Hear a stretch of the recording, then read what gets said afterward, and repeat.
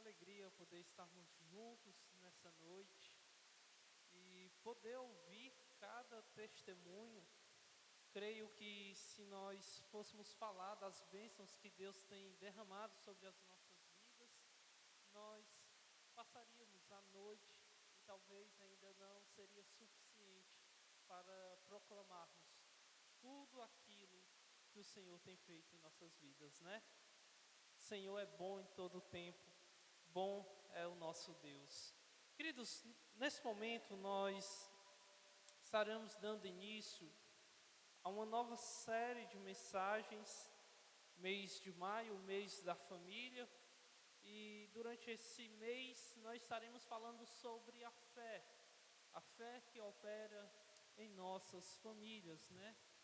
Durante este ano, este é o tema que temos proposto a trabalhar com a amada igreja, uma fé operante, uma fé contagiante. E no mês de maio não será diferente, iremos abordar o mesmo assunto para com as nossas famílias, né? E nesse momento quero convidar você a abrir a sua Bíblia ou acompanhar, será projetado aqui, Hebreus capítulo de número 11, verso de número 23.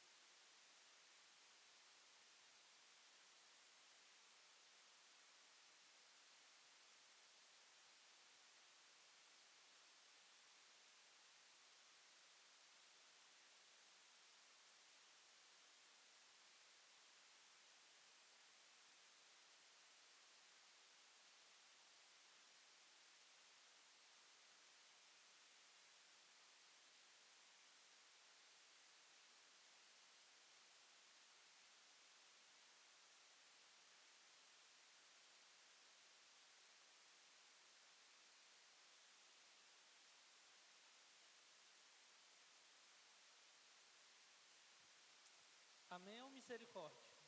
Amém?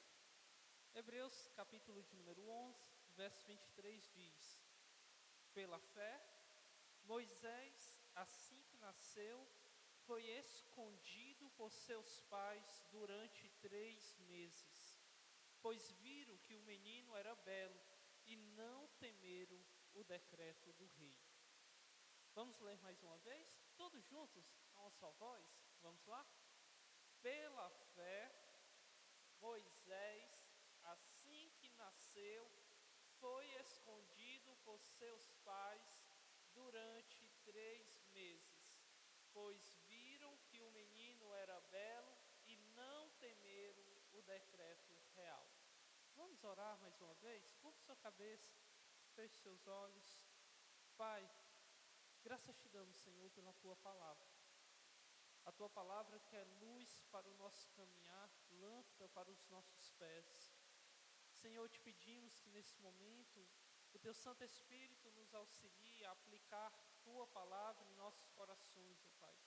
Que possamos aprender, que possamos guardar, que possamos reter, ó Pai. Mas acima de tudo, que venhamos obedecer e praticar a Tua palavra.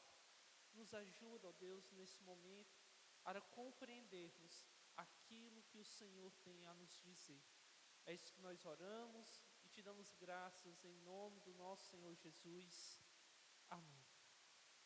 Queridos, nessa noite foi proposto que nós pudéssemos abordar o tema fé inabalável na proteção da família. Como nós acabamos de ler o texto, nós vemos que o nosso personagem será Moisés. E eu creio que os irmãos conhecem a história de Moisés, né? O que estava acontecendo ali em Êxodo, depois que José e toda a sua família foi para a terra do Egito. Após a morte de José e de toda aquela geração, passa-se 400 anos, e aí sobe ao trono um novo faraó. E esse novo faraó, que não conhecia quem era José, quem eram os hebreus, escraviza os hebreus, e os hebreus então clamam ao Senhor, e Deus manda um libertador. Só que Moisés, ele nasce em um período muito conturbado. Moisés nasce num período não muito favorável para um menino do sexo masculino nascer. Porque como o faraó estava escravizando o povo hebreu, faraó temia que houvesse uma revolta do povo hebreu. Então ele coloca um decreto. As parteiras iriam ter que observar. E quando nascesse uma criança, se fosse do sexo masculino, elas teriam que matar aquela criança. Isso porque Faraó tinha medo que o povo hebreu, que tinha uma facilidade, porque Deus abençoava em multiplicar em questão de números, tinha medo que os homens se revoltassem e pudessem tomar o poder, tomar o Egito dos egípcios. Então o Faraó coloca esse decreto. E o texto que nós acabamos de ler, de Hebreus, capítulo 11, ele está diretamente associado a Êxodo, capítulo 1, que é justamente o nascimento de Moisés. E lá em Êxodo também nós vamos ter essa mesma referência, que quando Moisés nasceu, os seus pais viram que aquela criança era uma criança muito bela, e por isso eles o escondeu, o protegeu, para que ele não viesse a morrer. Eu acho muito legal essas coisas que tem na Bíblia, porque quem é o autor de Êxodo? Quem é o autor de Êxodo? Moisés, né? O próprio Moisés está lá escrevendo que a criança era, ou seja, ele mesmo, né? Era muito bonito, né? O cara também tinha uma boa autoestima, né? Mas, queridos, quando nós olhamos para essa história de Moisés, nós percebemos também que, atualmente, a nossa geração passa por algumas complicações. Na verdade, todo ao longo da história, as famílias passam por complicações. A família foi o primeiro projeto criado por Deus. Quando nós olhamos lá em Gênesis, no Éden, a gente vai ver que Deus, ele forma o homem, depois ele forma a mulher. Deus celebra, faz ali o primeiro casamento, dá a ordem para que eles viessem crescer, multiplicar. E a gente percebe que a partir dali, quando Satanás se intromete no meio desse relacionamento, as famílias passaram a viver uma questão de ataque. Hoje, se nós analisarmos, as nossas famílias vivem constantes ataques.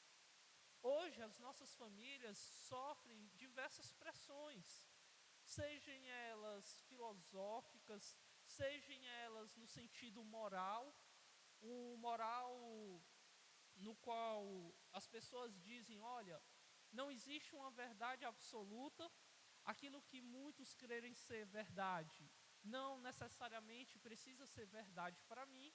Então, aquilo que as pessoas dizem que é certa, ou que você crê que é certo, necessariamente não precisa ser certo para mim.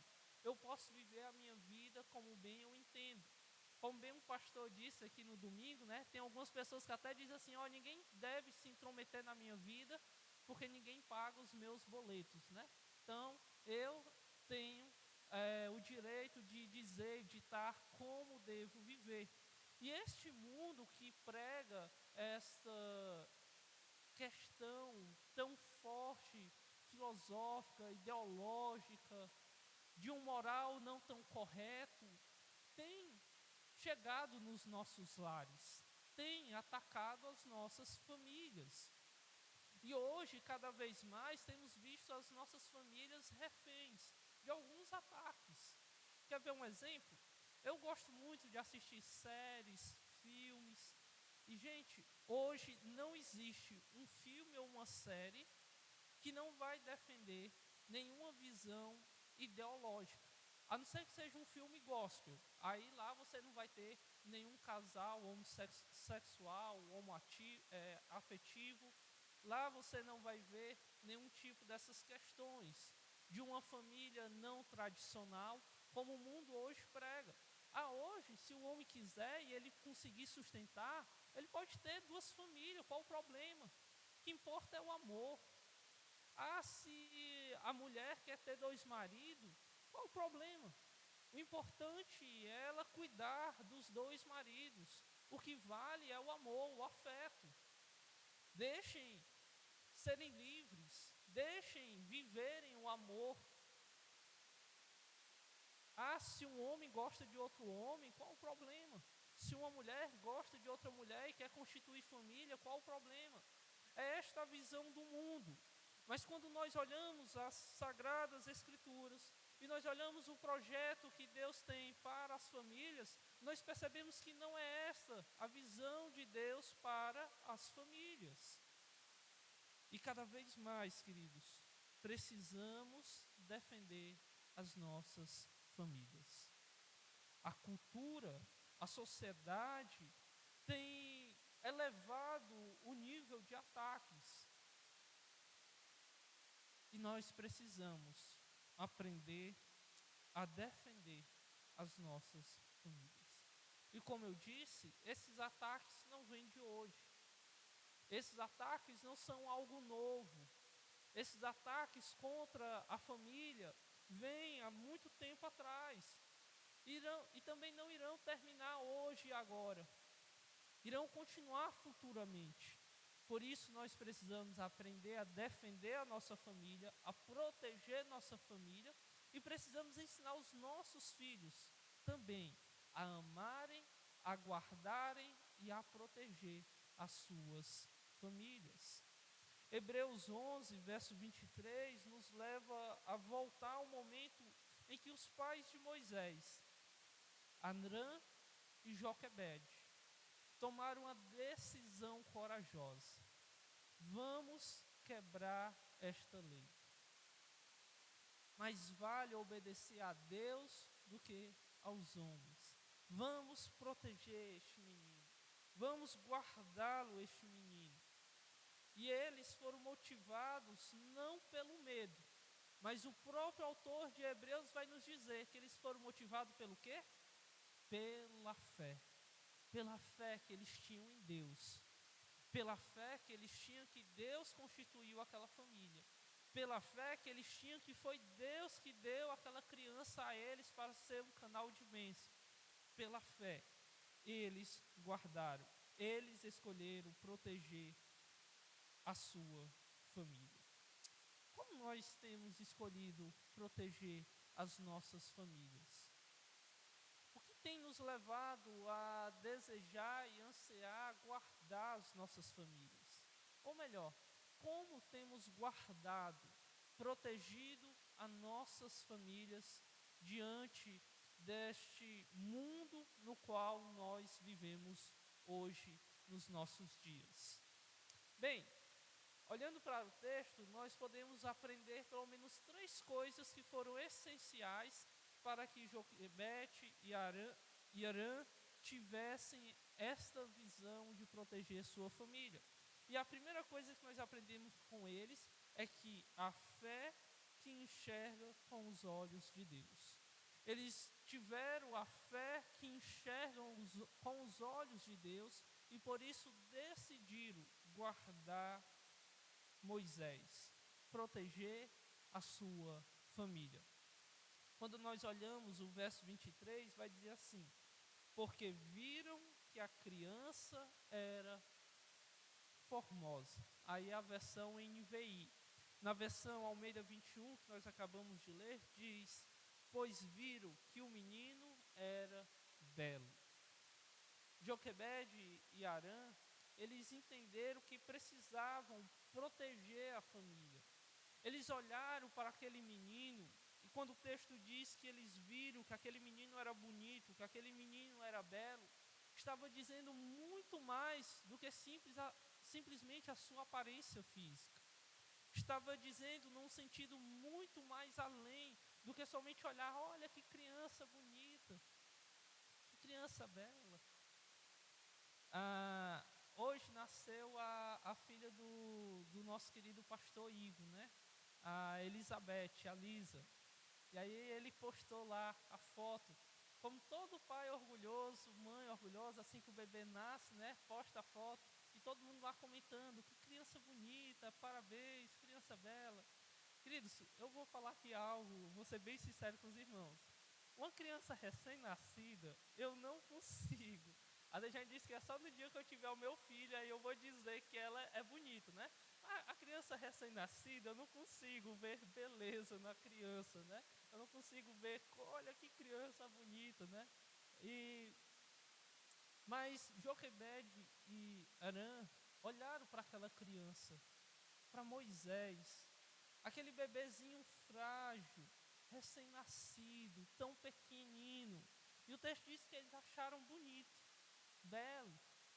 E ali, com certeza, essa palavra de bonito, de belo, vai muito além da aparência física, mas no sentido da beleza da vida, no sentido de como é bonito as coisas que Deus faz, e como Deus, Ele usa duas pessoas para gerar uma nova vida, trazer uma nova vida ao mundo, poder participar da geração de uma nova vida. Isto é algo muito bonito. Isto é realmente uma dádiva que Deus dá aos pais. Gerar uma nova vida, trazer uma nova vida ao mundo. E ali, como pais corujas, eles acharam Moisés muito bonito. E o texto vai dizer que eles protegeram Moisés, né? Êxodo capítulo 2, verso 1 e 2 vai dizer assim, ó: um homem da casa de Levi casou-se com uma mulher da mesma tribo. A mulher ficou grávida e deu à luz um filho. Vendo que o menino era bonito, escondeu durante 3 meses.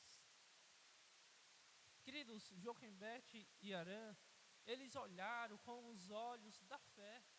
Eles olharam aquela pequena criancinha e talvez assim como você que é pai, você que é mãe nessa noite, vai conseguir compreender ainda melhor o que eu vou dizer agora. Talvez eles olharam para aquela criancinha e eles já projetaram o futuro daquela criancinha. Já imaginaram aquele menino se tornando um homem, um servo de Deus. Já começaram a sonhar com o futuro daquela criança. Já começaram a planejar o que aquele menino um dia poderia chegar, o que ele poderia se tornar. Deixa eu fazer uma pergunta para você que é pai e mãe nessa noite.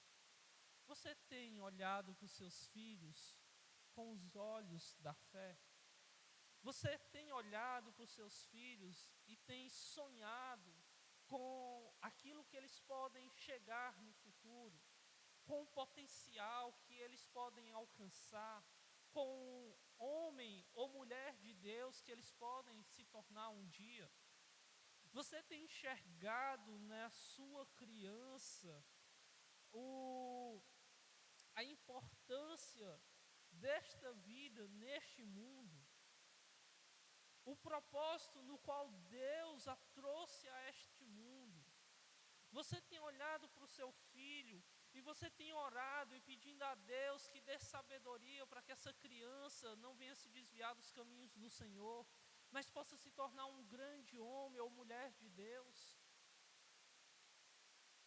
Você tem enxergado os seus filhos? Infelizmente, queridos, hoje a sociedade tem olhado para os filhos e tem visto como um atraso para o casal. Hoje nós temos visto casais que se casam, que são perfeitamente saudáveis, que têm capacidade financeira, biológica, saúde, para gerar novas vidas, gerar filhos, mas tem dito, não, para que eu vou colocar uma vida ao mundo? Eu tenho ainda muita coisa para aproveitar nesse mundo. Ou até mesmo dizer, não quero ter filhos. Filhos são dor de cabeça, filhos são problemas, filhos são coisas que vão atrapalhar o meu futuro, porque eu tenho uma carreira brilhante à frente, eu tenho uma empresa para administrar, eu tenho projetos pessoais que quero alcançar, eu tenho uma carreira acadêmica que eu quero chegar, e o momento agora eu não quero ter filhos. Outros vão ao mais extremo e dizem: nunca queremos ter filhos. No domingo, o irmão Jorge nos convidou, meio que assim de surpresa na hora do culto, para nós virmos fazer a leitura do Salmo de número 127. E o que é que o Salmo de número 127 diz? Salmo 127, capítulo 3, ou versículo 3 e versículo 4, vai dizer: os filhos são herança do Senhor, é um fruto do ventre e a sua recompensa. Em outras traduções, vai dizer que os filhos são a bênção do Senhor. Você tem olhado para o seu filho como a bênção de Deus para você? Como a recompensa, como a herança, como a bênção que Deus colocou e confiou em tuas mãos? Porque isso é que um filho é. A bênção de Deus. A riqueza para os pais. Queridos, não deixe que a filosofia deste mundo, o secularismo deste mundo, a sabedoria deste mundo entre em seu coração e diga que filho não é futuro. Mas veja o que é que a Bíblia diz: os filhos são herança do Senhor, recompensa que Ele está dando. O verso de número 4 desse salmo vai dizer: como flechas na mão de um guerreiro, assim são os filhos na mocidade. O que é que você tem feito com as flechas que Deus tem colocado na sua aljava? Você tem amolado essas flechas? Tem afiado ela? Tem pegado o seu arco e tem colocado essa flecha, esticado o seu alvo e lançado esses filhos para as nações? Filhos são bênção. Filhos, a herança do Senhor. Eu tenho um tio que ele pegou bem no pé da letra o negócio lá de Gênesis de crescer e multiplicar. E ele teve 7 filhos.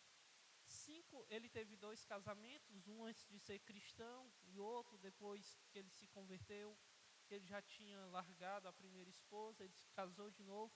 E com a segunda esposa eles tiveram 5 filhos. 5 filhos. E eu falei: tio, mas 5 filhos? E ele falou: filhos não é bênção do Senhor? Desde quando eu casei com a minha esposa, a gente orava e dizia: Senhor, nos abençoa. Senhor, derrama a tua bênção. Senhor, queremos ser abençoados. Deus respondeu, mandou 5 filhos. Filhos é bênção do Senhor. Querido pai, querida mãe, quando você chegar em casa essa noite, vá no quarto do seu filho, da sua filha, quando eles estiverem dormindo. Olhem para eles com os olhos da fé. Orem por eles nessa noite. Peça que o Senhor os capacite para educá-los. Peça para que Deus dê a você os sonhos que o Senhor tem sonhado para os seus filhos, para que você possa auxiliar o Senhor nessa grande obra e ser cooperador de Deus, para que seus filhos alcancem aquilo que Deus tem sonhado para eles. Joquebed e Arã olharam para o pequeno Moisés e viram beleza nele. Viram porque entendem que o filho é a herança do Senhor. É uma bênção que ele dá. Em segundo lugar também, nós aprendemos com o texto de Hebreus que uma fé inabalável na proteção da família é uma fé que olha com os olhos na fé, mas também é uma fé que não deixa se intimidada pelo medo. O verso 23 de Hebreus 11 vai dizer que eles não ficaram amedrontados com o decreto do rei. Eles não tiveram medo do decreto do rei. Qual era o decreto? se a criança que nascesse fosse do sexo masculino, deveria ser jogado no rio Nilo, deveria morrer.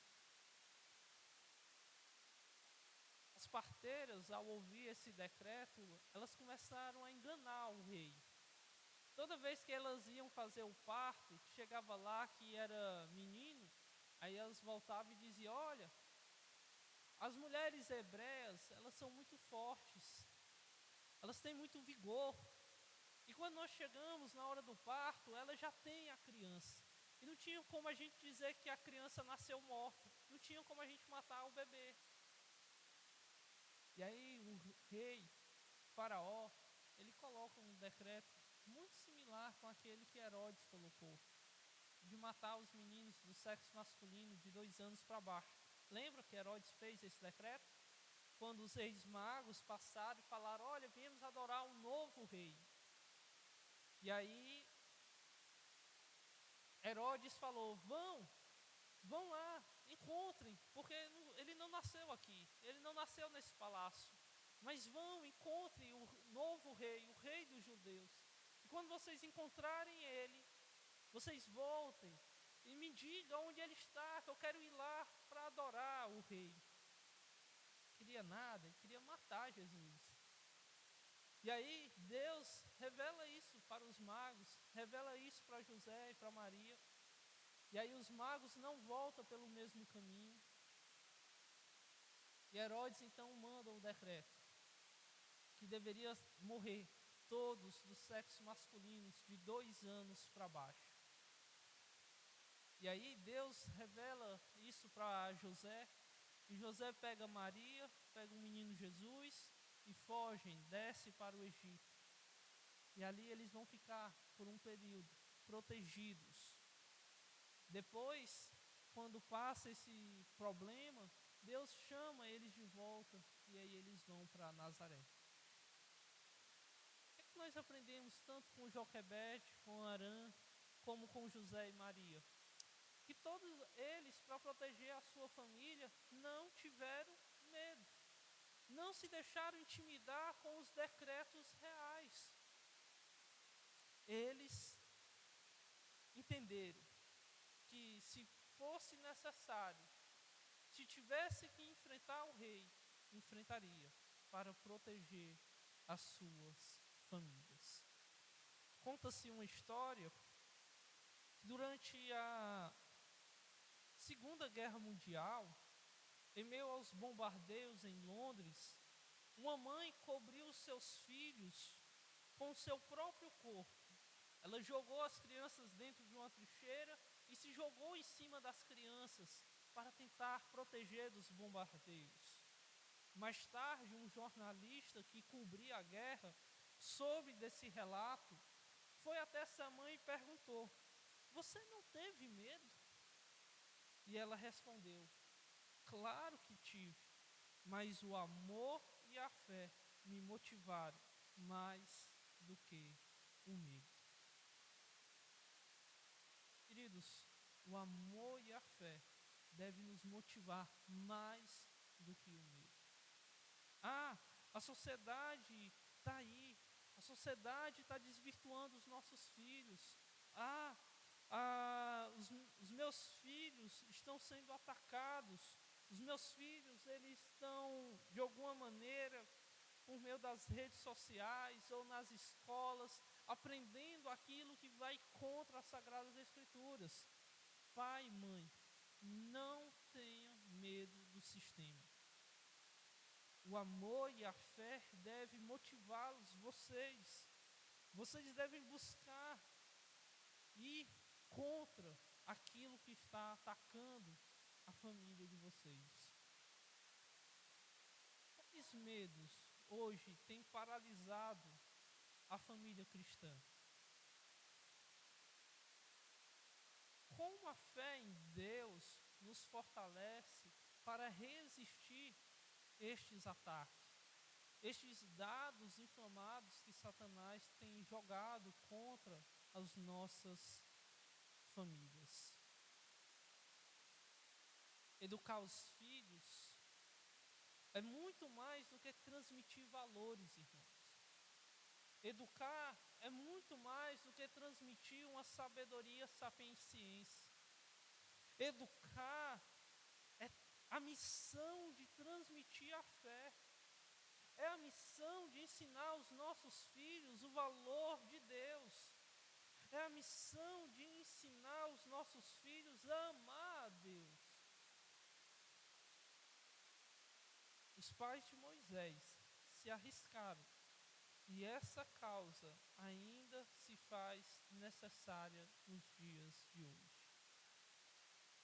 Muitas vezes nós, e aí não sou pai, mas eu vou me incluir para que vocês não pensem que eu estou falando mal de vocês, mas muitas vezes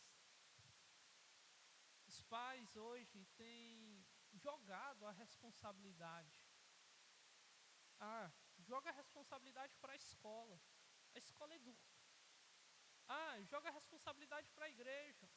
A igreja vai ensinar o meu filho e a minha filha a ter um relacionamento com Deus. Joga a responsabilidade para o pastor. Joga a responsabilidade para a professora da EBD, para a professora da classinha, da salinha. A Dejane não gosta, né? É a tia do culto infantil, porque as nossas crianças vão ali para trás, para a salinha, para cultuar a Deus. Não vão para brincar, mas vão para louvar, para orar, para ler a palavra, para aprender, aplicar aquela palavra em seus corações. Mas nós acabamos terceirizando a responsabilidade, jogamos para outros, os avós, os tios. Muitas vezes fazemos isso porque estamos paralisados, estamos congelados. Queridos, quer ver uma coisa que me deixa mais triste? E aqui quem for professor vai entender o que é que eu estou falando. Mas normalmente quando a escola faz aquelas reuniões de pais e mestres, e chega uma mãezinha ou um paizinho e fala para o professor: olha, já não sei mais o que eu faço com esse menino, me ajuda aí, eu já não dou mais jeito. Isso, queridos, são criancinhas de 6 e 5 anos. E os pais hoje já chegam e dizem assim: eu não sei mais o que fazer com este menino.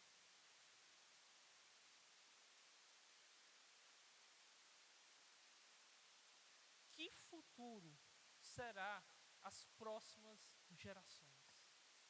Você já parou para pensar nisso? Você já parou para pensar como vai ser quando seus filhos forem adultos? Pior, quando seus netos forem adultos? Quando seus bisnetos forem adultos?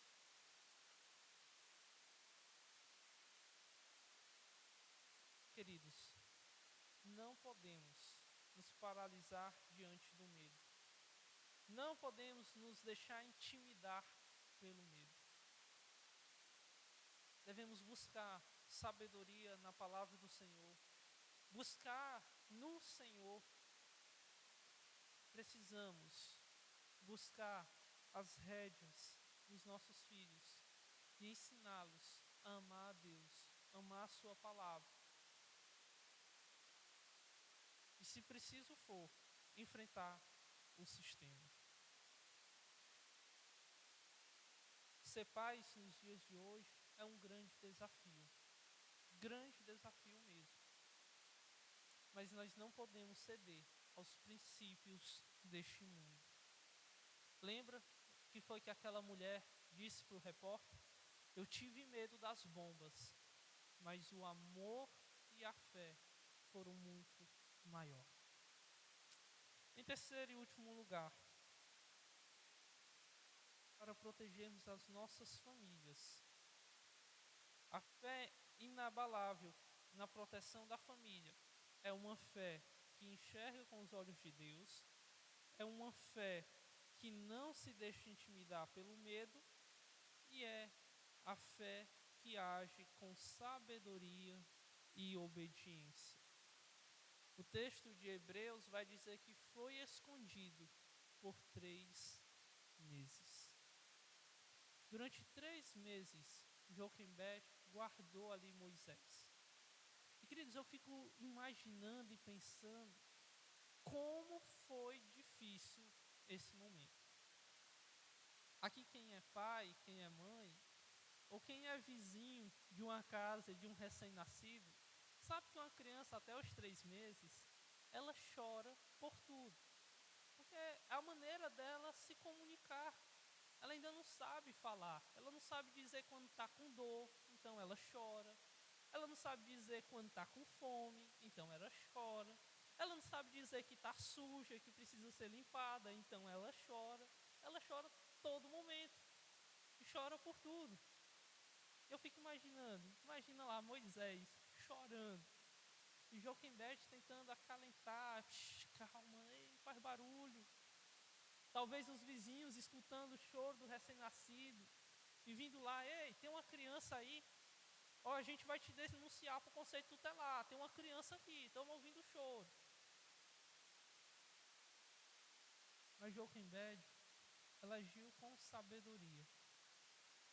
E até os 3 meses, onde ela pôde guardar, proteger aquela criança, assim ela fez. Depois disso, Deus deu àquela mulher outra sabedoria. Sabe o que significa o nome Moisés? A palavra Moisés? Retirado das águas, né? Os irmãos vêm a EBD, os irmãos estão de parabéns, sabem o significado, né? Retirado das águas. Lembra qual era o decreto do faraó? Que deveria pegar os meninos, matar e jogá-los no rio Nilo. O que é que Joquebede faz? Pega um cestinho, ela passa uma espécie de piche dentro do cestinho, algo que vai selar aquele cestinho, que vai impermeabilizá-lo para que a água não entre. Ela forra aquele cestinho ali, talvez com alguns lençóis, com alguns tecidos. Ela coloca Moisés ali e ela coloca nas margens do rio Nilo, aonde as crianças que fossem mortas eram para ser jogadas. Aquela criança viva dentro do cestinho ali. E aí ela dá uma missão para sua outra filha mais velha, Miriam. E aí, à medida que o cestinho vai sendo levado nas margens do rio, Miriam vai acompanhando para ver o que vai acontecer com aquele cestinho. Isso, queridos, foi porque Joquebede teve sabedoria, mas também porque ela teve fé e obedeceu a Deus. Sabia que Deus iria prover um escape, um livramento para Moisés. E foi o que aconteceu. Aquele cestinho chega onde a princesa estava se banhando. Alguns estudiosos, alguns teólogos defendem que tudo isso Joquebede fez orquestrado mesmo, planejado para que isso acontecesse. Eu prefiro crer na soberania de Deus.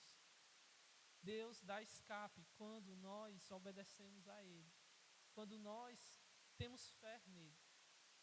E aí a princesa, ao olhar naquele cestinho, vê aquela criança, e aí agora não é mais Moisés, é o Elano dizendo, tá? Realmente eu acho que Moisés era bonito, porque o texto vai dizer que ela viu beleza também naquele bebê. E ela não teve coragem de matar aquela criança. Ela sabia que aquele menino era hebreu, mas ela adota como seu filho. E aí lembra de Miriam? Miriam sai do meio dos arbustos e fala, olha, você achou aí um bebê, que interessante. Eu conheço uma mulher hebreia que perdeu seu filho. Se você quiser, eu trago ela aqui para ela amamentar o menino. E aí, Joquebede é chamada para ser ama de Moisés, cuidar de Moisés até o período da desmama. Joquebede ia ganhar para cuidar do seu próprio filho. As coisas que Deus faz, queridos, é algo muito lindo, algo fantástico. Enquanto Arã e Joquebede, eles foram altruístas se arriscaram em prol de Moisés, no final Deus os recompensa. Deus dá o privilégio deles estarem ali participando da criação, do cuidado daquele menino, de vê-lo crescer.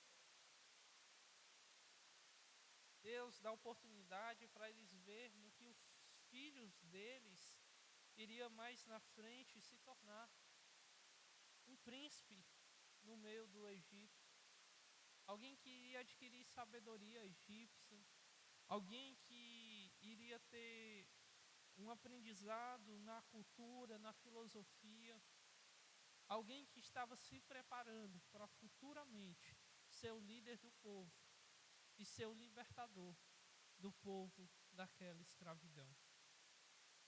Mas tudo isso só foi possível porque a fé que Joquebede e Arã tiveram agiu com sabedoria e obediência.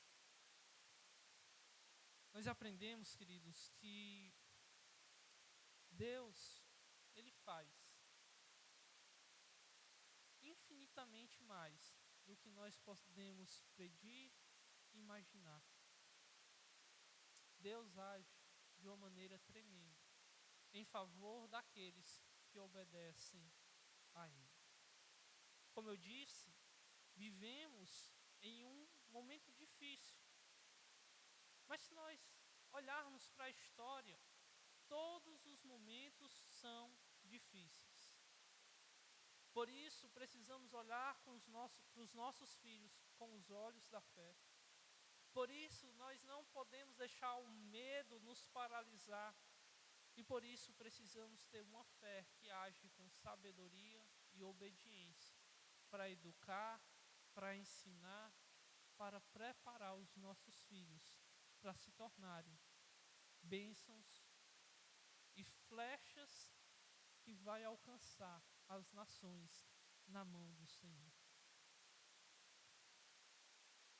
A fé verdadeira, ela age, ela busca a direção de Deus e faz parte da responsabilidade de sermos pais.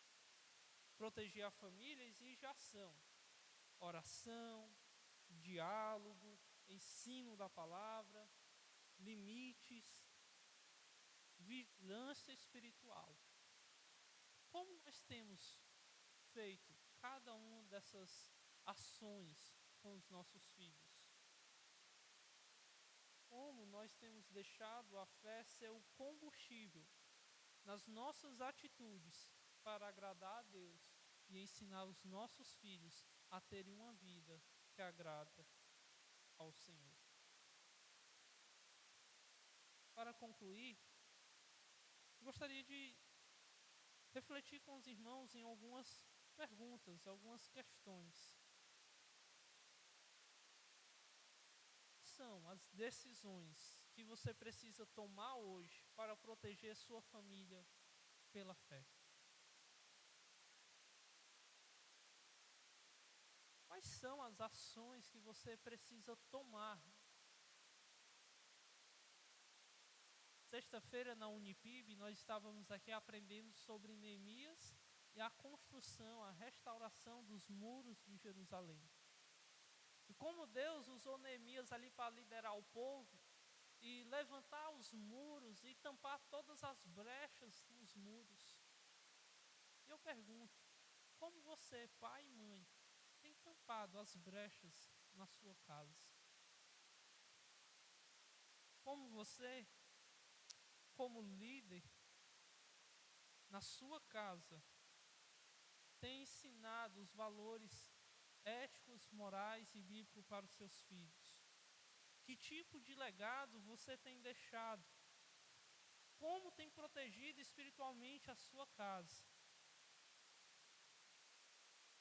Como, nessa noite, nós podemos aprender a não somente entender o que Joquebede e Arã fizeram, mas permitir que o que aprendemos com Joquebede e Arã mude a nossa visão a respeito dos nossos filhos. Lembre-se, filhos são bênção do Senhor. a herança que Ele nos dá. Amém? Queridos, eu quero finalizar dizendo isso. Deus te deu uma grande missão. E Deus confia. Por isso Ele entregou em suas mãos essa bênção. Cuide, ame, proteja, guarde os seus filhos, a sua família, porque ela é bênção do Senhor. Quero convidar o pastor Abraão, ele estará orando e agradecendo a Deus pelas nossas famílias, pelos nossos filhos. Eu falo nossos pela fé, eu sei que Deus irá me dar filhos. Se Ele não me der filhos naturais, Ele já tem me dado muitos filhos na fé. E que a cada dia nós possamos cuidar dos nossos filhos e das nossas famílias. Ó Deus, obrigado, Senhor, pela vida de cada família aqui representada. Eu te peço por esses pais, por estas mães, pelos filhos que aqui se encontram, que o Senhor venha socorrer, curar as moléstias de nossas famílias. Tudo aquilo que não vem do Senhor, seja hereditário, seja espiritual, que caia por terra. Tudo aquilo que não é de ti, que caia por terra, de dentro de cada um de nós. E que o Espírito de Deus tenha vitória em libertar, curar, transformar e salvar. Tu disse, como diz a tua palavra, Senhor, crê no Senhor Jesus Cristo, será salvo tu e a tua casa. Que assim seja na vida de cada um de nós. Senhor, ajuda aqui as mulheres que estão sozinhas, os homens, aquelas pessoas que hoje estão sem as suas mães biológicas. Obrigado, Deus, pelas mães do Senhor que o Senhor nos deu. A gente tem muitas mães do Senhor. Em nome de Jesus, que a tua igreja esteja motivada para estar aqui na Escola Bíblica Dominical às 8 horas do domingo, onde nós faremos uma homenagem às mães aqui durante a Escola Bíblica. Que seja um dia festivo. E se o meu pai e a minha mãe me abandonassem, o Senhor me recolheria. Essa era a visão do salmista. Nós não estamos órfãos, porque nós temos um Pai eterno, e nós temos, ó Deus, mães no Senhor. Em nome de Jesus, amém.